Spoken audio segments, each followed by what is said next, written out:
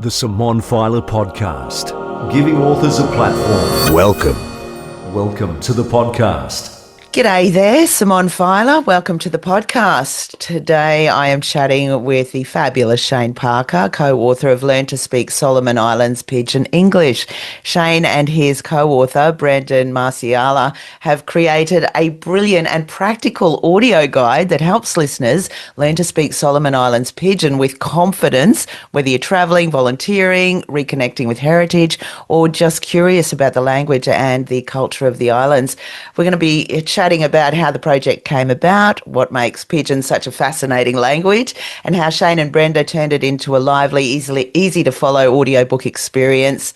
Hello, Shane, and welcome to the show. It's great to have you here. Thanks, Simone. That intro is probably better than the audiobook intro. Maybe I should have got you to write it for us. Thanks very much, Shane. I had a bit of help from AI. Fantastic. Just makes it a little bit easier. But I was wondering how I went with my Pidgin there. You, how? Not bad, actually. Yeah, not bad at all. And, I suppose the thing about Pidgin English is that the heritage or the where it's come from is goes back to times when blackbirding existed in Australia, when Aboriginal people were put with people from the islands to work. The story goes that they didn't want the white man to actually understand what they were saying, hence Solomon Islands Pidgin English, or Pidgin English, I guess, was sort of invented. Across the various islands of the Pacific, there are very varying versions of Pidgin English. So if you look at PNG, Vanuatu, etc., they're actually different versions of Pidgin to what they speak in Solomon Islands, which is partly why we named the audiobook Solomon Islands Pidgin English, because it is a little bit different. Does it vary greatly? Do you know? It doesn't vary greatly. You can see that there are similar words, and that I guess if you learn one, you're most likely to step into another country and be able to communicate pretty well. And in saying that, most of the Pacific Islanders do speak a level of English as well. Whether that be understanding English or being able to speak the language. For example, taxi drivers in the Solomon Islands, which is about 60 to 70% of the cars on the road, right. They all speak reasonable English. Yeah. So is that their main language, Pidgin English? Yes, it is, but that's an interesting one as well. So the provinces, which are the islands out and around Guadalcanal, which is where Honiara is, that's the main island. The provinces speak upward of around 80 different dialects. Wow. So, for example, Brenda, my colleague who helped me, who was the voice, the Pidgin English voice, she comes from Malaita, which is one of the northernmost provinces, and she speaks a number of different dialects. Her father comes from a different province. They speak one dialect, her mother speaks another, and then there's Pidgin, and then there's English. So, right. And I think across the islands, in and around the Solomon Islands, and probably more broadly the Pacific, the number of dialects spoken is quite fascinating. So how did this all start, Shane? How did you end up sort of getting involved in the Solomon Islands firstly? What took you there? Yeah, so I work for the National Centre for Immunisation Research and Surveillance Australia. I've been there for about 12 months, and so we offer sort of technical services for immunisation across the Pacific and Southeast Asia, and we have a technical person in the Solomon Islands. So I went there to cover an event with the Australian government and to be able to put some communications together around what we're doing there. So that work is funded by the Australian government and Gavi, the Vaccine Alliance, Right. and of course across the Pacific and Southeast Asia where we work, we partner with Ministries of Health to advise on their national immunisation programs. So I went there for 2 weeks initially, and I was fascinated. I had never been to the Pacific Islands, except for Fiji for a wedding once, which was a very quick trip, and I didn't really see much of Fiji either. So, this was something different and new for me. I was lucky enough to be able to hang out with a work colleague who showed me around. Yeah, that's when I met a few different people like Brenda, and another couple of friends who. So this group, I'll just elaborate on that briefly, if you Yeah, like, yeah, Simone. do. Yep. Um, which is really the story of how I met Brenda and how this kind of started. That was my next Excuse question. me. Yeah. Yeah. So my work colleague, they go on hikes into the bush, and I think it was the first Saturday that I was there. They were going on a hike, and he said to me, how would you like to come on a hike?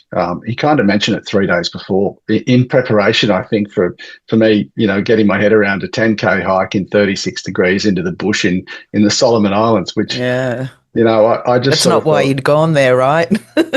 no. So the only thing I wanted to do was dive in the Pacific and Yeah. and have a swim. Relax with a Um, cocktail. yeah, yeah, that too. But I was certainly interested more in going for a swim than a hike. Yeah. But so I politely declined, and they, him and a few of the others that he was walking with picked me up in a taxi, and they made a call ahead of time to someone they knew along the beach, 7Ks out of town, and got the go ahead for me to be dropped at someone's house so that I could have a safe swim. Because if you go up sort of the end of the beach, on your own, you're likely to have, your things stolen while you're in the water, etc. Mm. Supposedly unsafe. So, yeah, that's sort of, look, the people in the car were people that were going on the hike. Brenda was one of them. I met them all later on after they got back from the hike, and we got chatting, and that's how we met. And So you didn't go on the hike? no, I did not go on You the hike. what? Yeah, Do you no. regret that?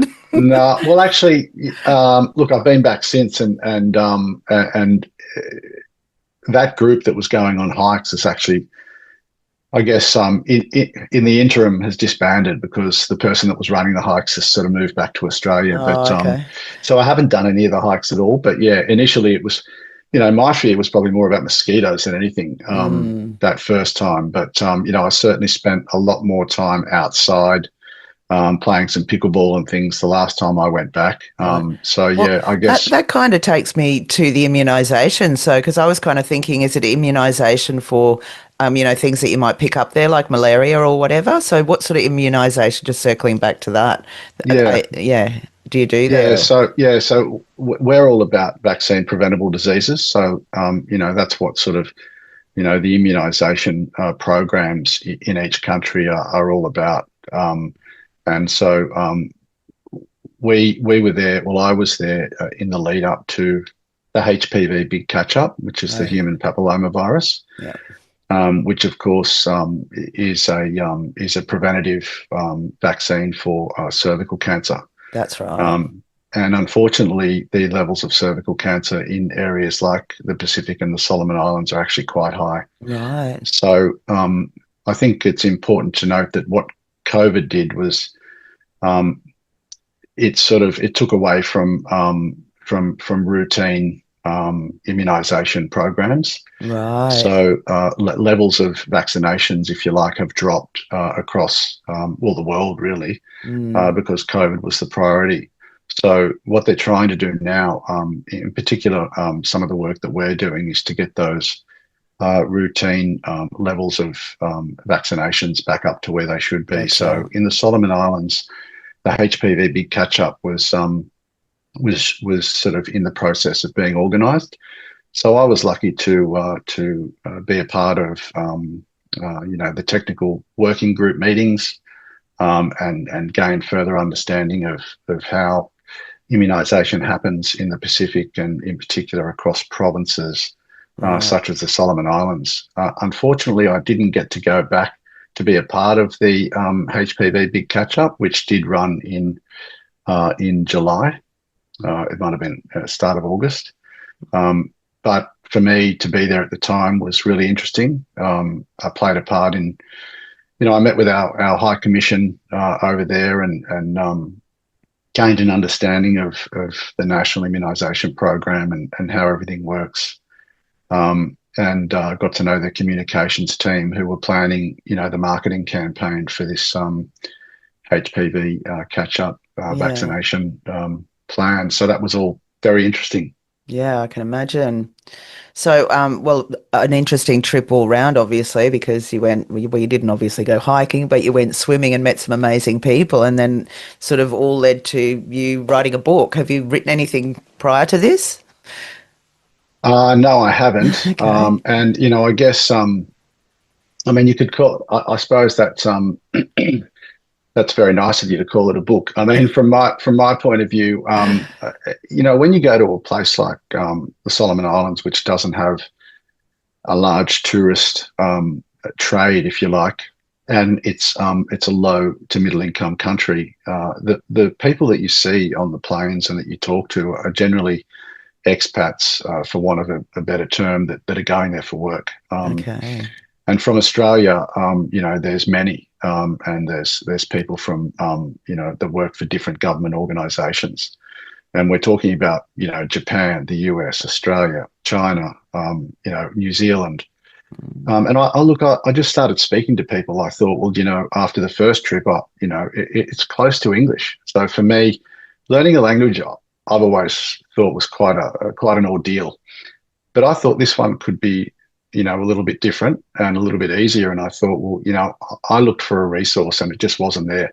There's bits and pieces on different digital platforms such as YouTube, but there was really nothing like this. So, I asked people that I met, what do you think about, producing a Pijin audiobook? And the responses were really good.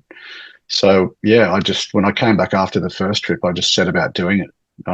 And I asked Brenda, was she interested? Because she's got quite a good voice, that sort of golden, sort of Pacific sort of sounding voice, if you like, Yeah. very general, but, Yeah. nice sort of voice for this sort of thing. And I realized that she knew several languages. So, I thought, why not her? And she said yes. So that was great. So, I set about just putting together basic phrases. I downloaded a bunch of other audio books just to wrap my head around what a language audio book really sounds like, and Right. how I should sort of produce this. Yeah. I mean, in the back of my mind, I guess I knew that you'd sort of move from basic phrases to, it was important to include days of the week and months and all that sort of, generic sort of words, but Yeah. then Well, the moving. basics, they're the necessities, really, aren't they? Yeah, and then moving into some sort of dialogue was always something that where I wanted to move to, because it's really just about traveling somewhere and then going to the central market or doing a little bit of shopping. So that's why we sort of focused a lot of what the audio book says or helps you to learn in terms of the language is really just about that interaction with people. Mm. There's probably an opportunity to do a volume 2 and a volume 3 if we want to delve more into, more complex dialogue. But Is- I thought this covered it for step 1. Yeah, well, it's a great start, and then I guess if the uptake is big and you see people are really utilizing it, that would, lend itself to do the second one and potentially, get the whole language happening and maybe even the provinces and the dialects. Yeah, You well, got a whole career here in front of you, Shane. that would certainly be a different ball game, and that sort of brings me to the fact that Solomon Islands is unfortunately a developing country, and to be honest, a pretty poor country. Yeah. And in terms of the provinces, I'm yet to go out there, but I have spoken to Brenda about that trip, and other people that I know. And I spoke to someone on the plane, the return flight home, who had been out to 2 islands, and said how unbelievably beautiful they are. So, Yeah. maybe maybe the tourist dollar can at some point, eventuate with some of the provinces, which are as beautiful as Fijian Mm. islands, no doubt. But for one reason or another, and I'm sure there are reasons, hotel chains are yet to start building in provinces in the Solomon Islands. So Well, we'll see yeah. what's ahead. Well, hopefully don't say it too loudly. It's a kept secret, you know what I mean? So people can go out there and see what island life is like without all the tourist stuff and That's hotels. true. Yeah. Yeah, but I think one of the terms that's generally used to describe the provinces of the Solomon Islands is vastly untouched. Nice. That sounds amazing. Yeah, So, so so when you first went out there for work, did you know what to expect? What were you thinking when you rocked up to the Solomon Islands? yeah, so Guadalcanal's the main island where, what they call the city of Honiara is. And I was explained by one of my work colleagues that had been there several times. It's not really a city. All right. It's like for example, buildings are really no higher than 3 to 4 levels. Right. There's no sort of, it's not a sprawling metropolis by any stretch. The central market is the main area where everyone gathers daily to get their supply of fresh fruit and vegetables. And that's also the way most people make a living, is sort of subsistence agriculture that they grow in their backyard, front yards. Wow. It's quite interesting, but this also helps to in a way, keep incomes quite low. So, I've sort of seen that the average income is around 15,400 SBD per year, Oh, and so it's not much money. no. So it is, The cost it's of a living then wouldn't be as high as what it's here, though, no doubt. definitely not. And yeah, there's so many things that to sort of evaluate in terms of life in Honiara. One thing that struck me was the interaction was generally nice. I mean, I'm generally one. I'm the white guy amongst 5,000 Solomon Islanders, if you like, on Yeah, the street, which never really bothered me. But yeah, the interaction was great. But I look around and everyone's in thongs. yeah, And going to work, going to school, absolutely everything people do is in thongs. And yeah. So no health and safety as such. yeah, well, no health and safety, I suppose, but also just for me, it was like I want to protect the feet. So I'm in a nice pair of runners to keep me sort of comfortable. And I'm looking around at people looking at me, thinking, why is this guy in his In his best shoes. $150 shoes in the middle of a dirty and dusty Honiara? Mm, But yeah, it's for me, it's really just about I suppose, not knowing um, too much about health and safety over there, and yeah, and making sure I'm protected. So yeah. So you did that work. Is that when you met Brenda? Is she from the Solomon Islands, or did she fly over from Australia as well? no, she's from Malata, which Okay. is one of the sort of northernmost Oh, that's right. provinces. You did say that to begin with. Yeah, it's I mean, if you look at photos of that province, it does look amazingly beautiful. Yeah. And just hearing from her about her family, which still live in the village. Her grandmother's still alive. I'd like to go out and meet her. That would be quite an experience. And the way they live out there is still very simple. Beautiful. And it sort of does, I suppose, illustrate that Honiara has come a long way in terms of the way people do live in comparison to the village. Right. So Okay. yeah, That generally would you'll be, go and to. then as a complete stark contrast to how we're living, excuse me, because it's so busy here. Even just talking to you, I'm feeling like, almost feeling like island life, it's a bit more relaxed having a chat with you because you've just been there and experienced that. Yeah, and I think going out to the village would be probably the next experience for me. Yeah. And even staying there, maybe with, the family, just to experience something completely different. Yeah. Amazing. And for me, who, generally, I mean, I haven't spent a great deal of time in developing countries, to be honest. I went to Hyderabad in India with a job role years ago, and I'd been to Durban and up to Kenya, but the Pacific's quite different. Um, Mm. yeah, and I don't know, maybe it's the language where you kind of do feel like a little more at home.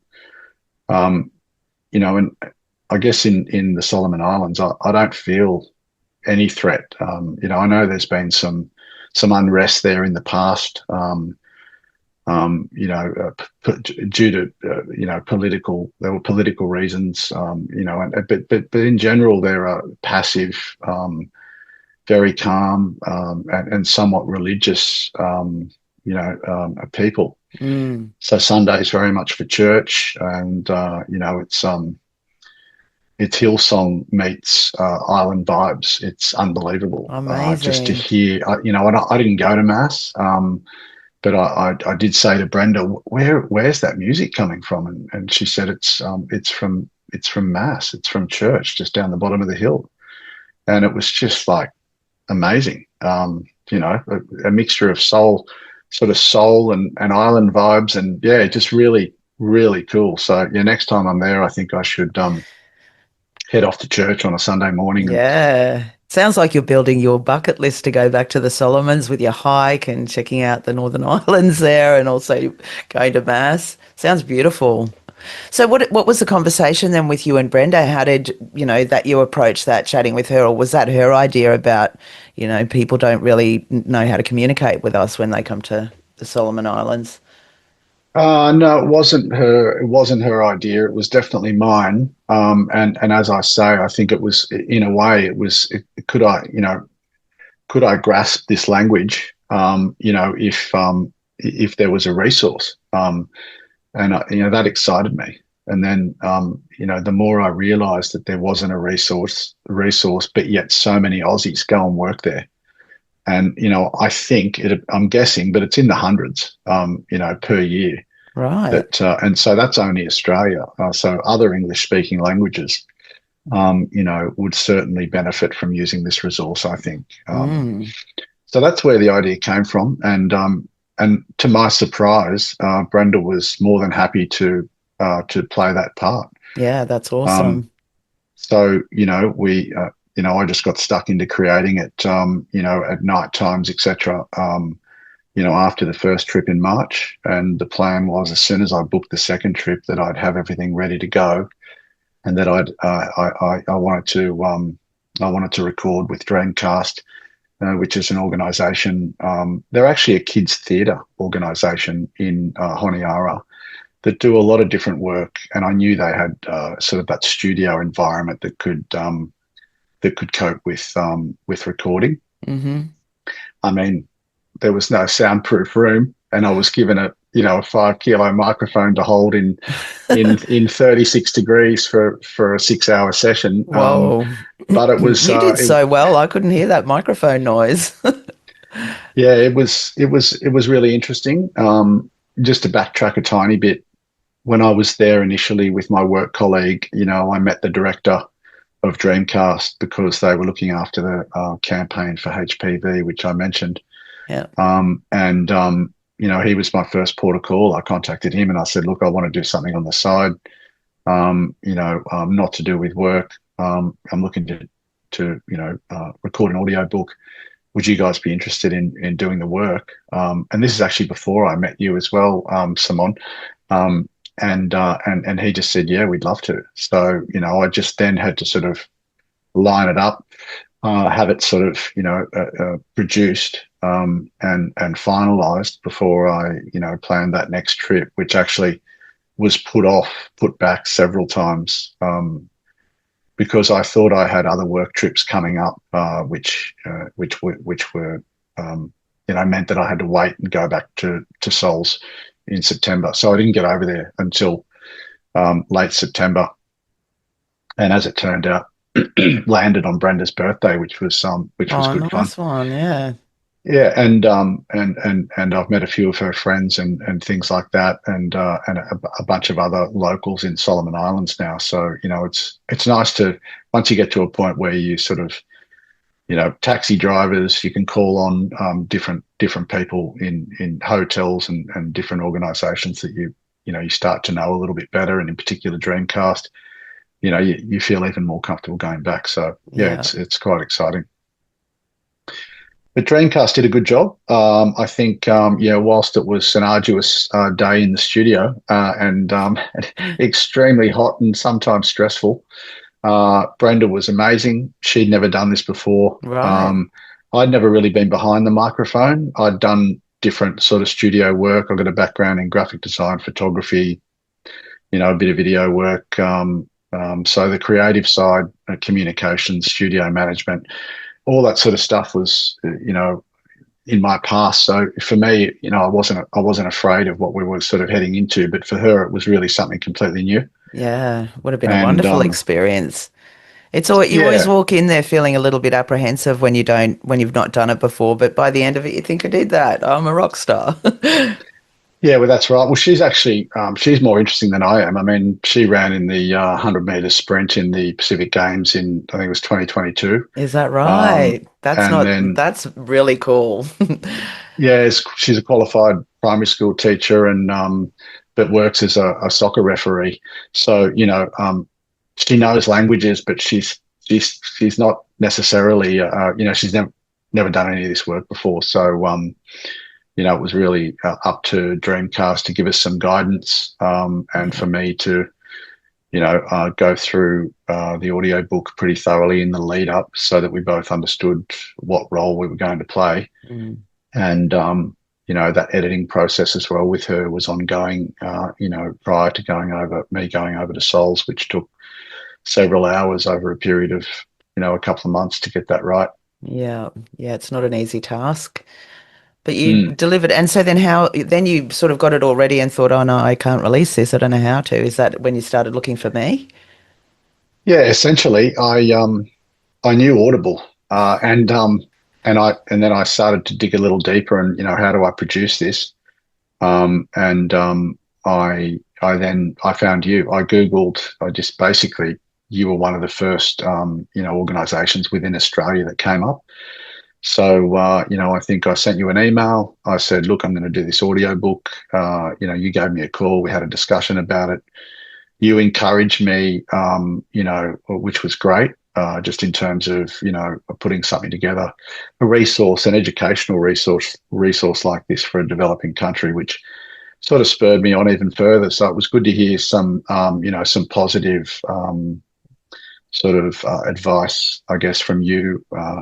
Someone that has produced many an audiobook to suggest to me that great Yeah, idea, get on with it. yeah, Give me a definitely. call when you get back, when it's when Dreamcast have produced the files and yeah, the rest is pretty much history, I Yeah. suppose. Well, so now you're a published author because it's out there, I know it's an audiobook format, but still nonetheless, you wrote the book firstly to begin with, and now it's out there, both yourself and Brenda. So that's a really amazing, task, a really amazing feat, isn't it? Yeah, I'm very proud of it actually. I think the process has been, it's been timely. It's timely for people that it doesn't exist. So for people that want to go to the Solomon Islands and visit for work or as a tourist, I think this is going to come in really handy. Yeah. But it certainly did. It took a little bit of time to kick things off and to work out, what text or what statements and words and dialogue that we wanted to include, and then of course, getting that down and getting Brenda to sort of help with the Pijin side of that was Yeah. quite time consuming. So Did you yeah, guys look, have a conversation like what you thought, would be beneficial to know as a tourist, I guess, or, as a visitor? And then also from Brenda's point of view, did she have some input as well and think, yeah, that's probably a lot of the questions we get asked, or, that's probably how did that go? yeah, no, absolutely. I mean, I had my own ideas after going there, and in particular, meeting people is always one thing that you need to be able to converse with someone in a country and getting instructions and directions on where to go. So where's the hotel, sort of thing. But the Central Market, I know I mentioned this earlier, but it really is the place where if you're going to cook while you're there, you need fresh fruit and vegetables and but even still, if you don't want to buy anything and you're in a hotel, without a kitchen, it's an unbelievable place to visit and to spend a few hours and just take in not only the amazing fresh produce that have just come out of people's gardens, but Oh, it must taste amazing. yeah, Lucky. Yeah, well, I mean, I can elaborate on that as well. We were lucky enough to. I had a kitchen, little blender. I was whipping up sort of fruit smoothies, etc. Oh, You know, wow.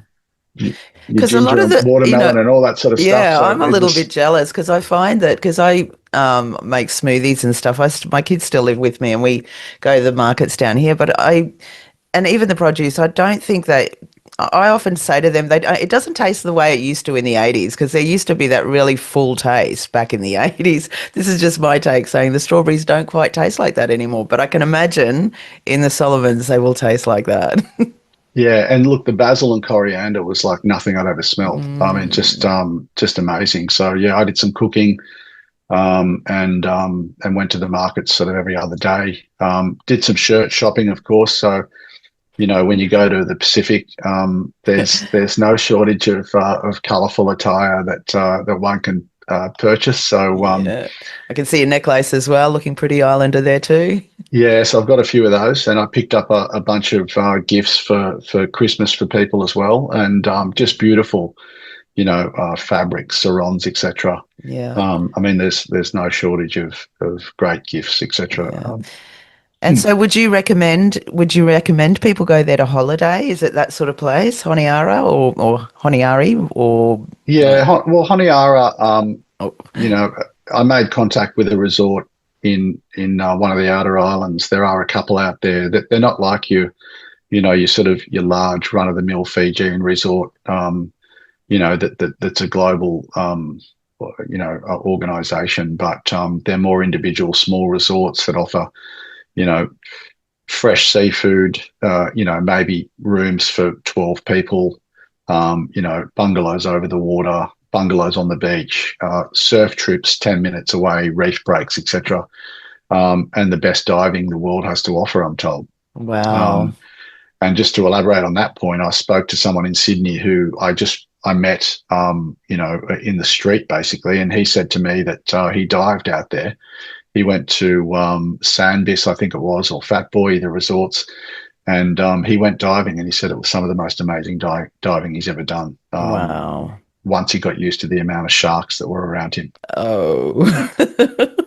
Yeah, but That's a nervous laugh, by the way. yeah, no, and that's what I thought. I mean, even surfing, I'd love to sort of jump in the boat and go for that sort of 10-minute ride out and sort of see what sort of waves are out there and have a surf. But I haven't got there yet. But I would certainly suggest that that going back to that point about it being vastly untouched out there, I think if anyone wants that sort of seclusion for a couple of days, it's worth visiting Gizo, which is where these resorts are. And I think Honiara is a great place to get the feel for what Solomon Islands has to offer in general, and how the people of Solomon Islands generally live. It I sounds think, like you fell in love out there, Shane. well, like I say, it was the first Pacific country that I'd really visited outside of Fiji, but spent no time there. So maybe it's the Pacific in general, and I'm yet to sort of travel more for work since I went to Solomon Islands. So we'll see. Mm. But no, it's a place to visit for sure. And I think Aussies we do like to get the feel for developing countries. I don't think we're afraid in general to travel to places that are still developing. So I would say if you're inclined to experience a developing country in the Pacific, just jump on a flight to Honiara, spend a week or less there, check out the Honiara Hotel, Mendana. There's some nice hotels. There's newer, more upper class hotels with casinos in Honiara, such as Coral Right. Sea. You can actually stay at nice sort of resort style hotels if you want. Okay. And if you want more of the basic, there's also apartments and things that you can rent as well. So Awesome. the tourist trade is not in full swing, but and they could certainly do with more of the tourist dollar, I'm sure. But look, Mm. I think it's worth going to have a look for sure. And do you think you'll go back? I'll definitely go back. In fact, I'm going back in early January at this stage. Excellent, excellent. And are you going to go to the north there with Brenda and hang out with her family in the remote area to see what that lifestyle's like? We'll see. Gizo is an option. I would like to get out there and experience that, and also, go to the province. I would like to do that as well. Um, the other thing that I did while I was there was I took a pickleball set over there and just tried to sort of introduce pickleball to the local council sports director. We had a conversation around setting that up. And we affiliated Honiara Pickleball. So we'll see what happens there as well. But maybe when I go back, we might be able to do a little bit more on that front and see if we can sort of make some inroads there. Exciting times. And your book's out now, isn't it? It's up on Audible and everywhere. So globally, people can go and access it. And anyone in particular that you'd recommend it? I guess anyone that's going there for any reason whatsoever is my take on that. Yeah, I think so. And as I mentioned, it's a version of English. So for those of us that, and I'm one of them, if you sat me down and said, okay, we're going to learn Mandarin, I'd probably say I'm going to struggle with that. But I think with Pidgin English that the average English speaking person can probably pick it up reasonably easily. Awesome. Well done. Congratulations on getting the book together and getting it out there. I think you're doing a great, service for people that go to visit the island and also for the islanders as well, so that they can have a conversation in their native language. So well done to you and to Brenda. And thanks so much for joining me on the podcast today, Shane. It's been really interesting. I think I'm going to go online and maybe even have a look and see if I want to go over it, and might need to have another listen to your book. Yeah, thanks, Simone. Thanks for having me, and also a big shout out to you for helping me, get this produced, because I think without you it would have been a whole lot more difficult. So, the advice that you gave me before I recorded in Honiara, and then when I got back, the technical help that you gave me to get it up and running, even though I thought I had a little bit of experience in this area, it is. Audiobooks is quite a different setup to anything online that I've experienced. So yeah, thanks so much for all your efforts and your help in getting it up and running. My absolute pleasure. Before we go, Shane, if people want to contact you, have you got a place for them to come and email you, or a website or anywhere where they can reach out? I am going to set up a Facebook page, which will be within the next week, and that'll have my details on it. All right. Well, you can pass them on to me and I'll put them in the notes underneath our podcast. So, yeah, great to chat, and obviously going to be speaking a little bit of English, saying goodbye. So look him you. Have a good day. Look him you, Simone. Thanks very much. Thank you. Thanks for joining the Simone Feiler podcast. What's your story? Contact Simone for a chat at brisbaneaudiobookproduction.com.